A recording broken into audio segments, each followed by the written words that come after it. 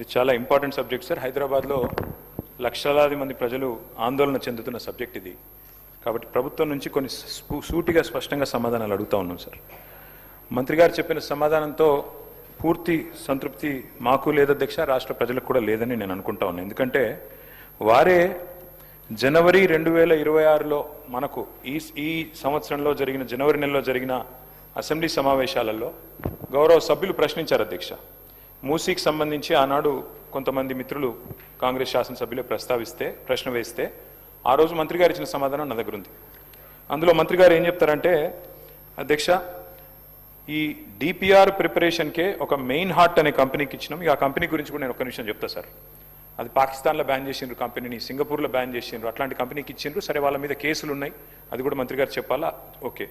అందులో ఏం చెప్పారంటే అధ్యక్ష, ఆ రోజు శాసనసభకి ఇచ్చిన సమాధానంలో గౌరవ మంత్రి గారు డిపిఆర్ ప్రిపరేషన్కే 18 నెలలు పడుతుంది అని ఈ సంవత్సరం జనవరి నెలలో మంత్రి గారు చెప్పారు.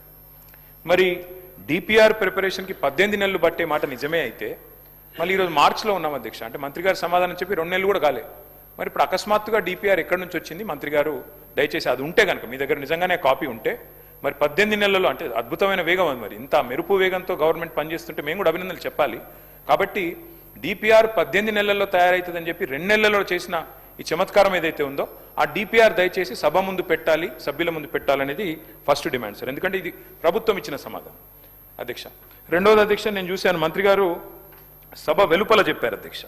ఏం చెప్పారు? లాస్ట్ టైం హౌస్లోనే చెప్పినట్టున్నారు, అది కూడా ఇక్కడ చెప్పారు అధ్యక్ష, హౌస్లోనే చెప్పారు. అది కూడా గౌరవ మంత్రి శ్రీధర్ బాబు గారే చెప్పారు.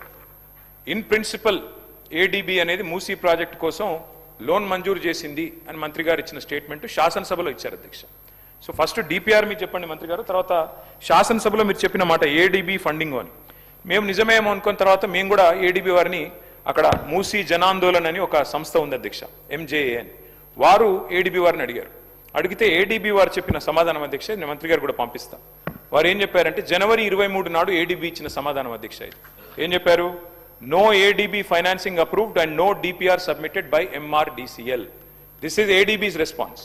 ఏషియన్ డెవలప్మెంట్ బ్యాంక్ చెప్తున్న మాట ఏంటంటే తప్పు, ఇన్ ప్రిన్సిపల్ అప్రూవల్ లేదు, ఏ అప్రూవల్ లేదు, ఇంతవరకు ఏడీబీ అప్పే ఇవ్వలేదు అని చెప్పి కుండబద్దలు కొడుతూ మాకు డిపిఆర్ సబ్మిట్ చేయలేదు, డిపిఆర్ సబ్మిట్ చేయండి పైసలు ఆడికెళ్ళిస్తామని చెప్పి ఏడీబీ చెప్పిన మాట నేను మంత్రి గారికి పంపిస్తాను, వారు చూసుకోవాలి. అయితే మళ్ళీ ఏమన్నా జనవరి నుంచి మరి ఈ హౌజు ఇప్పుడు మార్చిలో జరుగుతుంది కదా, ఈ లోపల ఏమన్నా డెవలప్మెంట్ అయిందా అని చెప్పి మార్చి 11